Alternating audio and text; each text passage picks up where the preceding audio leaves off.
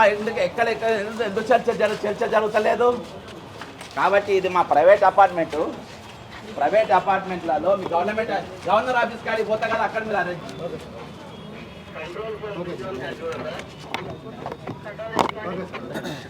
మీరు ఆపడానికి లేదు కదా, నాకేం దగ్గర మీరు ఆపడేం తప్ప నా దగ్గర మీరు ఆపుడెక్కడిది? నా దగ్గర మీరు ఆపుడెక్కడిది? చెప్పండి. నా దగ్గర మీరు ఆపుడెక్కడి? నా గేట్ దగ్గర మీరు ఆపుడెక్కడిది? ఇలా 42 మంది వైఆర్ఆర్ in Telangana, mister honourable governor of Telangana వైఆర్ఆర్. వీళ్ళు ఏమైనా అడిగేటోళ్ళు లేరు అనుకున్నారా? మీరు ఏం మాట్లాడేటోళ్ళు లేరు అనుకున్నారా? ఈరోజు అందరినీ మీరు గొంతులన్నీ ఉంటే ఎవరు మాట్లాడేటోళ్ళు ఏం చేయలేమని అనుకుంటారా? ఈరోజు తెలంగాణకి రిటైర్డ్ అయిన వాళ్ళు, ముసలోళ్ళు, ఇంట్లో కూర్చొని వాళ్ళు పిల్ల పాపతో ఉన్నోళ్ళు, వాళ్ళు వచ్చిన హక్కు గురించి అన్ని గవర్నర్ గారికి పోతే అరెస్ట్ చేపిస్తావా? ఇదా నీ పద్ధతి? ఇదా ఒక గవర్నర్ కార్యాలయం చేస్తున్నటువంటి నిర్వాహకం? ఈరోజు ఎవరితో ఎంతమంది మీరు పిలుచుకొచ్చి మాట్లాడుకుంటూ ఈరోజు కమిటెడ్ ఎక్స్పెండిచర్ మీ సంతకం లేదా? బడ్జెట్ మీద సంతకం లేదా? కాగ్ రిపోర్ట్ లో వచ్చినట్టు 16,82,000 కోట్ల రూపాయల కాగ్ రిపోర్ట్ లో నీ సంతకం లేదా? నీ సంతకం లేకుండా ఈరోజు ఫైనాన్స్ బిల్లు పాస్ అయిందా? నీ సంతకం లేకుండా ఈరోజు ముందుకు పోయిందా? ఈరోజు ఇవన్నింటి కూడా ఈరోజు హక్కులన్నీ కాల రాసుకుంటా ఈరోజు తెలంగాణ నా హక్కు, ఈ అపార్ట్మెంట్ ఉన్న హక్కు కూడా ఈరోజు కాల రాస్తా ఉన్నారు. ఈ అపార్ట్మెంట్ ఉన్న బయటికి పోకుండా లోపల రాకుండా ఈరోజు గేట్లు వేసినటువంటి పరిస్థితి. ఈరోజు మీరేం చేయలేరు అనుకున్నారా? ఈరోజు ఆంధ్ర వలసకెళ్ళి 1943 మందిని ఈరోజు అక్కడికి వెళ్ళి చంద్రబాబు నాయుడు ఇక్కడికి పంపుతా ఉన్నాడు, మైగ్రేట్ చేస్తా ఉన్నారు ఉద్యోగులను తెలంగాణను దోచుకోనికి అని చెప్పేసి. తెలంగాణను ఏ విధంగా దోచుకోనికి అక్కడ ఉన్నాడు నా ఏ2 గాడే, A1 గాడు అక్కడ ఉన్నాడు, A2 గాడు నేను ఇక్కడ ఉన్నా అని చెప్పి ఈరోజు ఇక్కడికి పంపుతా ఉన్నాడు. ఈరోజు ఎవరు మరి ఏ ఉద్యోగ సంఘం మాట్లాడుతుంది? ఎవరు మాట్లాడుతున్నారు? ఆంధ్రకి 1943 మంది వస్తున్నారు ఇప్పుడు. ఈరోజు వాళ్ళు దాదాపు సంతకం అయిపోయినంత కరెక్టే. ఇంత సీక్రెట్ ఫైల్ మూవ్మెంట్ చేసారు. అమెరికాలో కూర్చొని, లండన్లో కూర్చొని, దావోస్లో కూర్చొని జరిగిన ఒప్పందం ప్రకారం ఈరోజు నా ఉద్యోగులు, నా ఏజెంట్లను దగ్గర పెట్టుకోమని చెప్పి పంపుతా ఉన్నారు. ఈరోజు దేనికోసం పంపుతా ఉన్నారు? ఎప్పంచలో ఆల్రెడీ ఆంధ్ర ఉద్యోగులు ఇక్కడ 1,369 మంది మేము వెళ్ళిపోతాం, మా ఊరికి మేము పోతాం, మమ్మల్ని బోనియండి అని చెప్పి దరఖాస్తు పెట్టుకుంటే వాళ్ళ దరఖాస్తు చూస్తలేరు, వాళ్ళ గురించి మాట్లాడలేని పరిస్థితి. ఇవన్నీ ఎవరు మాట్లాడలేదు? మిస్టర్ కోదండరాం మాట్లాడలేదు. వేరే మిస్టర్ కోదండరాం. మల్లెపల్లి లక్ష్మి మాట్లాడాలి. వేరే మిస్టర్ మల్లెపల్లి లక్ష్మి. కాసిం మాట్లాడే. ఎక్కడ మిస్టర్ కాసిం? ఆయన కథలు చెప్పుకుంటే ఈరోజు అక్కడ కూర్చున్నారు. ఏది విద్య అనే అమ్మాయికి అంట ఈరోజు రేవంత్ రెడ్డి లవర్ అంట అని చెప్పేసి ఆయన కథలు చెప్పుకుంటే ఆయన కూర్చుంటాడు. వేరే మిస్టర్ గంట చక్రపాణి ఎక్కడున్నాడు? ఈరోజు వీళ్ళందరూ రేవంత్ రెడ్డి సంకల వచ్చి ఈరోజు మేధావులు అనేటోడు 1,200 మందిని మీరు రెచ్చగొట్టి చంపిండి. ఈరోజు 1,200 మంది తెలంగాణ యువకులు మనం పరీక్షలు వచ్చిన తర్వాత మనం చిప్పుకుందాం, మీ పేపర్ చిప్పుకోండి అన్న పరిస్థితి. ఈరోజు 2016 పేపర్ లీకేజ్ ఎవరు చేసిండ్రు? కల్వకుంట్ల కవిత కాదా? అని కనబడతారా? రేవంత్ రెడ్డి ఎంక్వైరీ చేయవా? 2022 పేపర్ లీకేజ్ ఎవరు చేసిండ్రు? ఎంక్వైరీ చేయవా? ఈరోజు ఎన్ని ఖాళీలు ఉన్నాయి తెలంగాణలో చేయవా? ప్రియాంక గాంధీ గారు బాజాబ్తా తెలంగాణకు వచ్చి 2 లక్షల పోస్టు సంవత్సరం లోపు నింపుతామని చెప్పి పచ్చి అబద్ధం చెప్పి, అబద్ధం కాదా అది? 4,000 నిరుద్యోగ వృత్తిస్తామని అబద్ధం కాదా? ఈ రోజు రిటైర్ అయిన వాళ్లకు మేము సిపిఎస్ అన్ని భయంకరంగా అంటే ఇక పెన్షన్ కంపల్సరీ పెన్షన్ స్కీమ్ అని ఒకరు పెట్టిరు. వాళ్ళకి 4 నెలలు వేస్తే మొత్తం పైసలు ఇవ్వాలి. కాబట్టి 5 నెలల పైసలు అంటే 2024 మే, జూన్, జూలై, ఆగస్ట్, సెప్టెంబర్ 5 నెలలు వాళ్ళ అకౌంట్లలో వేస్తే 30 లక్షలు 40 లక్షలు కంపల్సరీ పెన్షన్ స్కీమ్లో అవి రిలీజ్ అవుతాయి. అవి రిలీజ్ కావద్దని చెప్పి 5 నెలల పైసలు వేస్తారు. రిలీజ్ అయితే ఎంత ఒక్కరికి 40 లక్షలు 30 లక్షలు వాళ్ళ రిటైర్మెంట్ బెనిఫిట్స్ ఇవ్వాలి. కాబట్టి అవి వాళ్ళ అకౌంట్లో పడదు. కాబట్టి వాళ్ళ అకౌంట్లో తెలంగాణ ప్రభుత్వం ఇవ్వాల్సిన ఏవి వాళ్ళ 10% ఏదైతే జమ చేయాలో కావాలని జమ చేస్తారు. దేనికోసం జమ చేస్తలేరు? దేనికోసం మాట్లాడతలేరు అంటే ఆ రిటైర్మెంట్ పైసలు మొత్తం ఇవ్వాలని చెప్పి. దానికి అంటే ఇవన్నీ క్రిమినల్ ఆలోచన కాకుండా ఏంది? ఈ ధమాకాలు తెల్లాలు వేస్తే క్రిమినల్ కుట్రలు కాకుండా ఇక ఏంది? ఇంత దారుణంగా, ఇంత భయంకరంగా పరిస్థితులలో ఈరోజు తెలంగాణ ప్రభుత్వం వ్యవహరిస్తూ ఉంటే ఈరోజు ప్రజాకంట్రోల్లో మేమా మీరా? అరే కుట్ర ఎంత భయంకరం చెప్పండి. వాళ్ళు రిటైర్ అయ్యి దాదాపు 20 నెలలు గడిచింది. 5 నెలల పైసలు ప్రభుత్వం వాళ్ళ గ్రాంట్ ఏదైతే 10% వాళ్ళు వేయాలనో 5 నెలలు అయ్యి వేస్తే వీళ్ళు 40 లక్షలు వీళ్ళే అచ్చా వేయకున్నా పర్వాలేదు పై నువ్వు 5 నెలలు వేయకు, మా పైసలు మాకు 5 నెలలు మీకు దానం చేస్తున్నాం తీసుకోన్నా కానీ లేదు మేము 5 పైసలు మీకు వేయాలి, అప్పుడే అవి రావాలి. ఎందుకంటే ఈ పైసలు ఎగదొబ్బనికి, ఇవన్నీ ఎగదొబ్బనికి దాదాపు ఆ విధంగా కొన్ని వేల కోట్ల రూపాయలు 10,000 మంది సిపిఎస్ కంపల్సరీ పెన్షన్ స్కీమ్ వాళ్ళు దోపిడీకి గురవుతున్నటువంటి పరిస్థితి ఈ రోజు ఉన్నారు. ఈరోజు 1000 రూపాయలు 2000 రూపాయలు పెన్షన్లతో ఎవరైనా బతుకుతారా? బతుకుతున్నారు. ఎవరు? ఈపీఎస్ 95 స్కీమ్ పెన్షనర్స్ ఈరోజు ఎంతమంది 1000 రూపాయలు 2000 రూపాయల పెన్షన్లతో బతుకుతున్న పరిస్థితి ఈరోజు తెలంగాణలో 15 లక్షల మంది ఉన్నారు. ఎవరు మాట్లాడుతుండ్రు? ఎక్కడ మాట్లాడుతుండ్రు? ఏడైతుంది ఈరోజు నా పన్నికల బాధాకరణ విషయం అయితే నాకు ఒక గ్యారెంటీ ఉండే. నాకేముందంటే నాకు రేవంత్ రెడ్డి గారు మోసం చేసిన, చీఫ్ సెక్రటరీ మోసం చేసిన, ఫైనాన్స్ సెక్రటరీ మోసం చేసిన, ఎవరు మోసం చేసిన గవర్నర్ గారు మాత్రం నా హక్కును కాపాడతారని నేను అనుకున్నా. గవర్నర్ గారు నా హక్కు కాపాడతారనుకున్నా. The end of the constitution governor గారు నన్ను కాపాడతారనుకున్నా. ఈ రోజు ఫండమెంటల్ రైట్స్ కాపాడే బాధ్యత మన గవర్నర్ ఆయనను కాపాడతారనుకున్నా. కానీ ఆయన కూడా ఎవడో నాకు తెలియదు పో అని అంటుండే. ఈరోజు నీకు నాకు సంబంధం లేదంటుండు. నీకు నాకు అందులో లోపడిపోనికి బీజేపీ ఎంబులం ఉన్న జీపులు అన్నీ లోపడిపోతాయి రాజ్భవన్లోకి. కానీ ఈరోజు వినతి పత్రం పోయేటోళ్ళు మాత్రం గేట్ కాడనే ఆగాలి. నీకేమైనా వినతి చెప్తామనుకో గేట్ కాడనే ఆగాలి. వాళ్ళు 5 ఏళ్ల పుట్టిన పిల్లకెళ్ళి మొదలుపెట్టి ఈరోజు కాడికి పోయే వృద్ధుల దాకా ఎవరిని గేటు దలిపినా నువ్వు హక్కు కోసం మాట్లాడడానికి వచ్చినావా చలో జైల్లో అని చెప్పేసి ఈరోజు పంజాగుట్టకెళ్ళి సోమాజిగూడ వరకు మొత్తం పోలీసు వాళ్ళు పెట్టి నిర్దాక్షిణంగా అరెస్ట్ చేపిస్తున్నట్టు పరిస్థితి. మేము ఎట్లా మౌనంగా ఉంటాం? ఎట్లా కాముకుంటాం? దీనికోసం ఏమైనా తెలంగాణ తెచ్చుకున్నది అనుకున్నారు కావచ్చు. సంఘాలన్నింటినీ నా సంఘాలు పెట్టుకున్నా, మేధావులు ఉన్న అర్రలు వేసుకున్నా, ఇక్కడ మాట్లాడేటోళ్ళు ఎవరు ప్రకృతి అనేది ఒకటి ఉన్నది మిస్టర్. ప్రకృతి అనేది ఉన్నది. అందుకెళ్ళి ఎవడో ఒకడు వస్తాడు, ఏదో ఒకటి మాట్లాడతాడు. అలా ఎవరికి వాళ్ళే సరిగా నాయకత్వం లేని యుద్ధం నడుస్తుంది తెలంగాణ ప్రభుత్వంతో. ఉద్యమకారులు సపోర్ట్ లేకుండా ఈరోజు యుద్ధం నడుస్తుంది తెలంగాణ ప్రభుత్వంతో. ఈరోజు ఎవరి మద్దతు లేకుండా నడుస్తుంది. శాసనసభలో ఉన్నా కానీ ప్రతిపక్షాల మద్దతు లేకుండా ఈరోజు యుద్ధం నడుస్తుంది తెలంగాణ ప్రభుత్వంతో.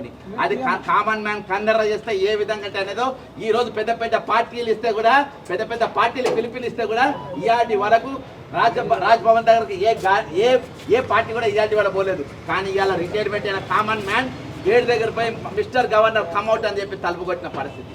నువ్వు అరెస్ట్ చేస్తే చేసుకోవచ్చు, నా హక్కు గురించి మాట్లాడితే మాట్లాడచ్చు. కానీ మిమ్మల్ని మాత్రం ప్రశ్నించే హక్కు, మిమ్మల్ని మాత్రం మేము ఈరోజు నిలదీసే హక్కు మా పైన ఉన్నది చెప్పి ఈరోజు తెలంగాణ ఉద్యోగులు అది నిరూపించింది.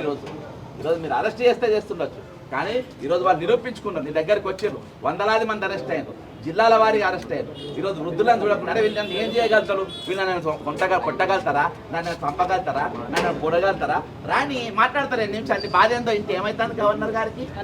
ఏమైతుంది బాధినానికి? ఇప్పుడు ఇంత పోరాటం చేస్తారు కదా, ఇది వ్యక్తిగతమేనా లేకుంటే ఏమైనా ప్రభుత్వ సంఘాల మద్దతు ఉందా? మరి ఎవరి సంఘాలు? ప్రభుత్వ ఉద్యోగాలు ఉన్నారు కదా, వాళ్ళ సంఘాలు ఏమైనా? వాళ్ళంతా అరెస్ట్ అయింది కదా ఇప్పుడు. సంఘాలంతా దొంగ సంఘాలంతా ఇప్పుడు రేవంత్ రెడ్డి గారు సంఘాలు ఉండదు కదా, వాళ్ళ సంఘాలు బరాబర్ మాట్లాడతా నేను ఎందుకు ఉంది అలా?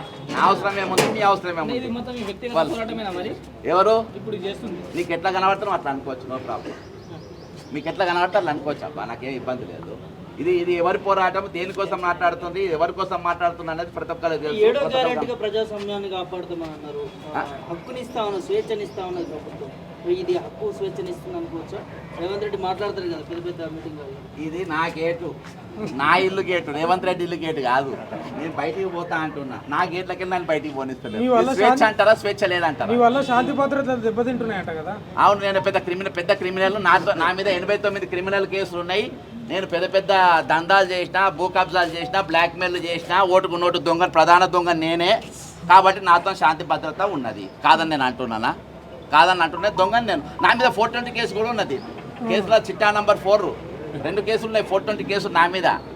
అర్థమైందా? ప్రభుత్వ ఉద్యోగం నా దగ్గర దాచిపెట్టుకుంటే పైసలు కూడా నేనే దొబ్బేసిన. నేను హార్వర్డ్ యూనివర్సిటీ పోతున్నా అని చెప్పి పుస్తకాలు లేకుండా నోపడి పంపిన, పెన్ను లేకుండా నేను క్లాస్ రూమ్లో కూర్చున్నా, ఏం నోట్స్ లేకుండా నేను బయటకు వచ్చిన, నేను పాస్ అయినా సర్టిఫికేట్ పట్టుకొచ్చిన. అదేం చదువు నాకు కూడా తెలియదు, కానీ అసలు చదువు నేను చదువుకున్నా. ఇంకేమైనా అడుగుతారా? దావోస్ కూడా నేను పెట్టుబడి తీసుకొచ్చిన 1,79,000 కోట్లు. నాకు మాట్లాడ రాకుండా నన్ను చూసి నన్ను నమ్మించిండ్రు. అర్థమైందా? అంత పెద్ద క్రిమినల్ నేను. అందుకని నేను శాంతి భద్రతలు భగ్నం చేస్తున్నా. ఇంకా నేను అరెస్ట్ అయినాకున్నా. ఇంకేమైనా అడిగితే అడుగును. అంటే ఇప్పుడు సచివాలయాన్ని ముట్టడించకుండా రాజ్భవన్ ముట్టడించడానికి ప్రధాన కారణం ఏమైనా ఉందా? ఎవరు ఈరోజు చెల్లో అసెంబ్లీ పోయినాం, సచివాలయం దగ్గర లోపలికి బక్క చేసాను రావద్దని ఆల్రెడీ జీవోనే పాస్ చేసాను. నన్ను గేట్ దగ్గర ఆపుతారు. ఆ డౌట్ ఉంటే నువ్వు నాతో రా. ఇప్పటికి 4 నెలలు అయింది, నాకు సచివాలయంలోకి ఎంట్రీ లేదు.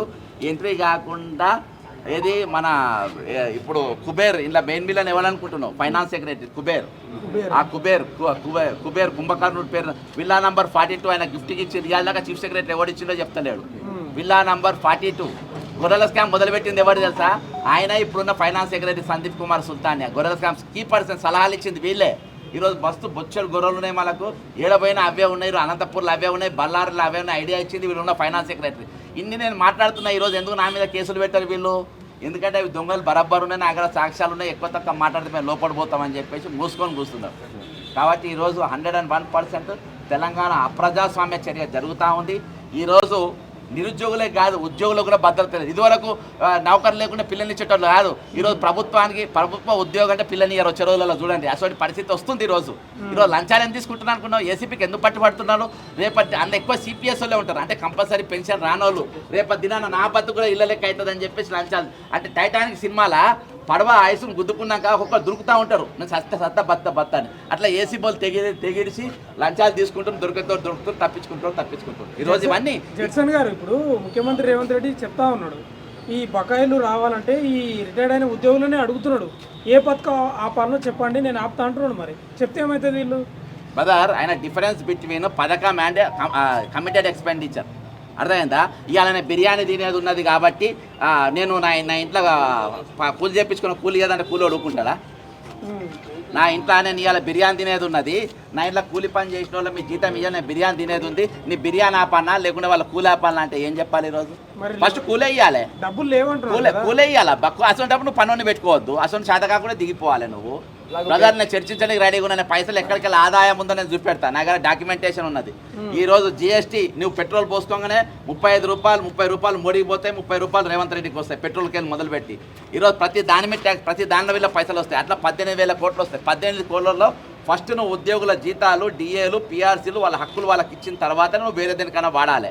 నువ్వు ఇవన్నీ తెలిసినాక కూడా మనం పథకాలు ఎందుకు పెట్టినా? ఎవరు అడిగింది పథకం? ఎవరన్నా అడిగిందా?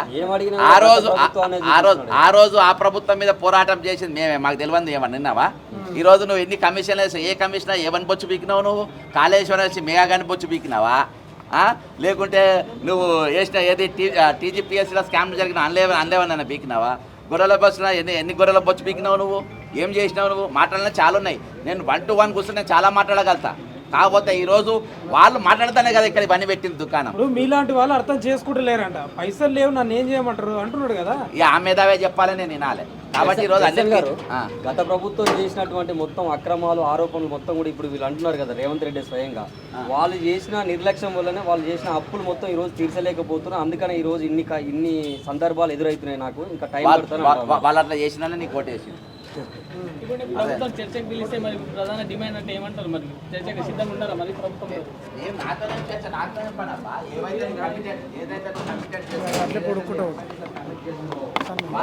మంచి కంటెంట్ మాట్లాడాలి. వాళ్ళ హక్కులు వాళ్ళకి ఇవ్వాలంటున్నా, వాళ్ళ డబ్బులు వాళ్ళకి ఇవ్వాలంటున్నా. ఈరోజు అవన్నీ పక్కన పెట్టి ఈరోజు వాళ్ళ హక్కులను కాల రాసి ఈరోజు మాట్లాడతామన్న గవర్నర్ గారి దగ్గర పోతాం మాట్లాడకుండా చేస్తున్నప్పుడు ఎట్లా చెప్పు? ఈరోజు మాట్లాడితే నేను ప్రభుత్వం రాబడి చూపెడతా, ఇవ్వాల్సిన పైసలు చూపెడితే ప్రతిదానికి నేను మార్గం చూపెడతా. మాతో మాట్లాడమనండి. నువ్వు బ్రెయిన్ స్పైన్ లేని వాళ్ళు పెట్టినావు. ఈరోజు ప్రభుత్వం బ్రెయిన్ స్పైన్ లేని వాళ్ళని పక్కన పెట్టుకున్నారు. అంటే నేను చెప్పిన ప్రతిదానికి సపోర్ట్ కొట్టేటోళ్ళను పక్కన పెట్టుకున్నారు. అర్థమైందా? 6 సలహాదారులు ఉన్నారు.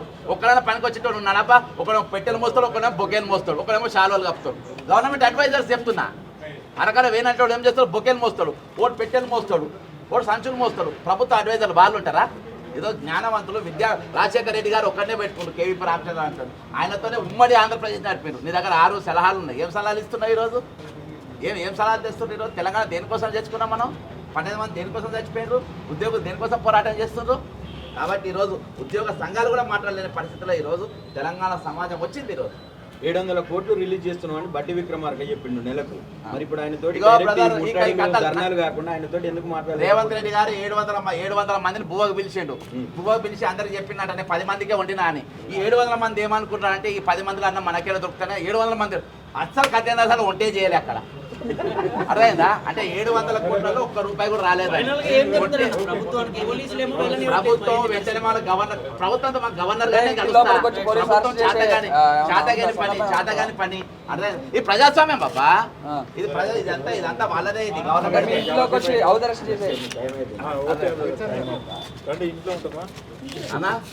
పోతాను, గవర్నర్ ఆఫీసర్ తీసుకపోండి. ఆయన నా రైట్స్ ఎవరు పర్మిషన్ ఎందుకన్నా? ఆయన గవర్నర్, ఆయన నా ఫండమెంటల్ రైట్స్ కాపాడతాడు. ఆయన నా ఫండమెంటల్ రైట్స్, ఆయన ఫండమెంటల్ కాపాడి అనా నా ఫండమెంటల్ రైట్స్ కాపాడడానికి వాళ్ళు ఉన్నారు.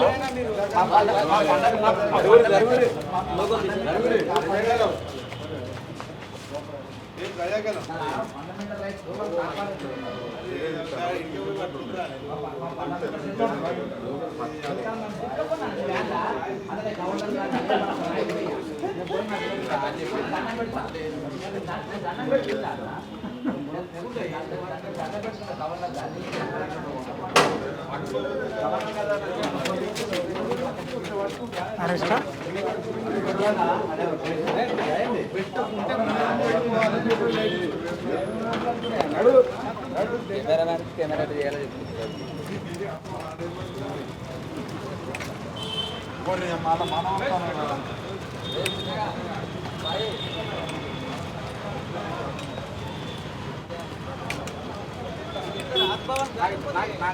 నాకు తెలిసి భారత వీరప్పని కూడా తీసుకుపోలే కావాలి.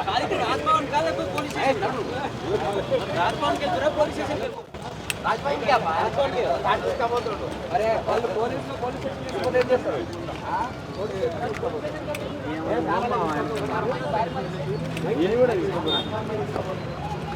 వీళ్ళు ఆయన ఏడి తీసుకుపోతుందో అట్లా తీసుకుపోయి ఎట్లా తప్పుతుంది కదా